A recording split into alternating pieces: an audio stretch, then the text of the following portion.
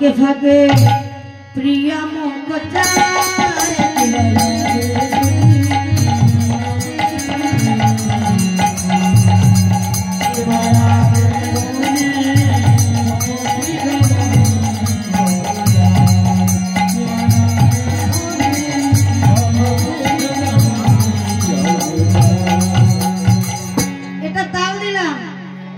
সত্য হবে কি জানো?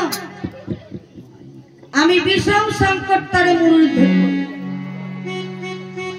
বিষম সংকট তারে মুরুলি ধ্বনি করলে তোমার এই গন্ডমুন্ড নড়বে না, অঙ্গের বসন নড়বে না, চরণে নুপুর নড়বে না, গলার মালা নড়বে না। এভাবে তোমায় নৃত্য করতে হবে। মা এটা আবার কেমন নৃত্য গো? এত শক্ত দিলে গলার মালাটা নড়বে না নৃত্য করতে গেলে? হ্যাঁ গো, অঙ্গের বসন নড়বে না? তাহলে রাধারানী কেমনই নৃত্য করেছিলেন যে অঙ্গের বসন নড়েনি? তা বলেন বেশ, এত শক্তর মধ্যে তোমাকে নৃত্য করতে হবে। বলেন বেশ, তাই করব। তাহলে তুমি তোমার বাদ্যযন্ত্র বাজাও। ওরে যেমন বললে শাহনগর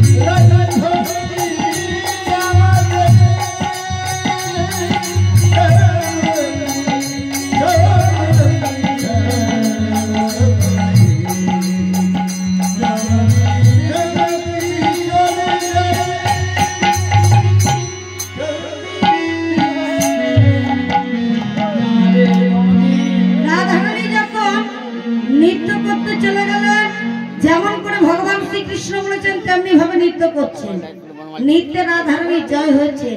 সবাই বলেন রাধারানীর জয় হোক, রাধারানীর কৃপা হোক। ওরে সবাই বলে রাধার যশোর হারিলে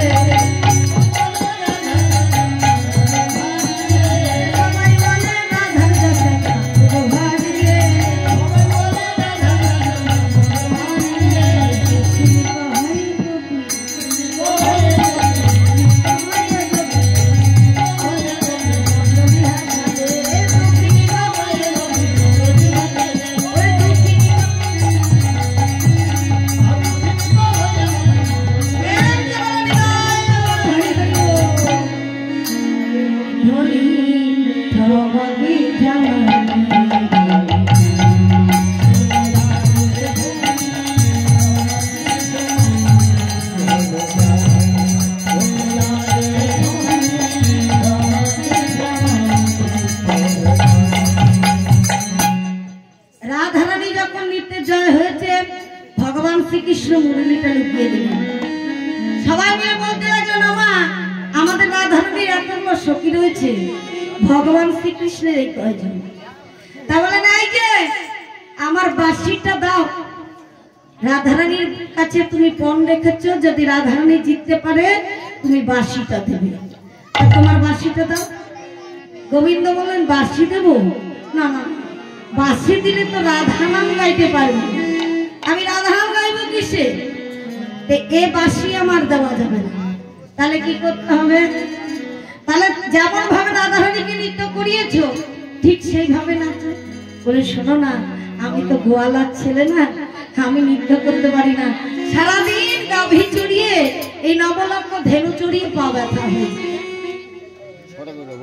আজ নৃত্য করবো কি করে? বলে শোনো, তোমাকে তো নৃত্য করতেই হবে, হয় নৃত্য করো না মুরুলি দাও। বলে মুরুলি তো দেওয়া যাবে না। তাহলে নৃত্য করতে বলছে যখন, আমি নৃত্য করতে গেলে তোমাদের তো তাল সত্য দরকার হবে।